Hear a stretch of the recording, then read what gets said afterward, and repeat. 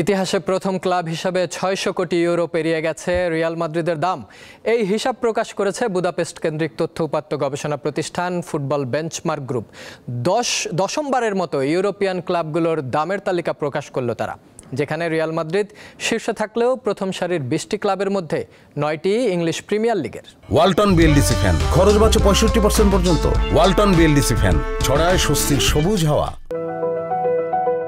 এবারের মৌসুম একেবারেই খালি হাতে শেষ করেছে রিয়াল মাদ্রিদ। তারপরও দামি ক্লাবের তালিকায় এবার দলটা ছাড়িয়ে গেছে ৬০০ কোটি ইউরোর গণ্ডি। পেশাদার ফুটবল ব্যবসা ও নানা আঙ্গিকের পারফরমেন্স বিশ্লেষণের ডিজিটাল প্ল্যাটফর্ম বেঞ্চমার্ক গ্রুপের তথ্যমতে এবছর রিয়াল মাদ্রিদের দাম বেড়ে দাঁড়িয়েছে ৬২৭ কোটি ইউরো। গত বছরের চেয়ে ২৩% দাম বেড়েছে রিয়ালের। ইতিহাসের প্রথম ক্লাব হিসেবে অপারেটিং রেভিনিউয়ে ৯৬ কোটি ইউরো আয় করেছে তারা।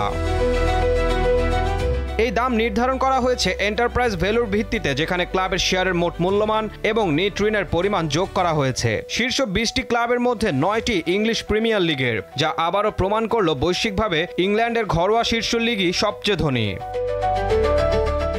এন্টারপ্রাইজ ভ্যালুর এই তালিকায় সিটির দাম ৫১০ কোটি ৪০ লাখ ইউরো, তৃতীয় ম্যানচেস্টার ইউনাইটেডের দাম ৫০৫ কোটি ইউরো। সিটির দাম গত বছরের তুলনায় ৩% বেড়েছে এবং ইউনাইটেডের দাম বেড়েছে ৪%। শীর্ষ ২০-এর তালিকায় ১৬তম স্থানে উঠে এসেছে ওয়েস্ট হ্যাম ইউনাইটেড, ১৯তম স্থানে অ্যাস্টন ভিলা এবং ২০তম স্থানে এভারটন।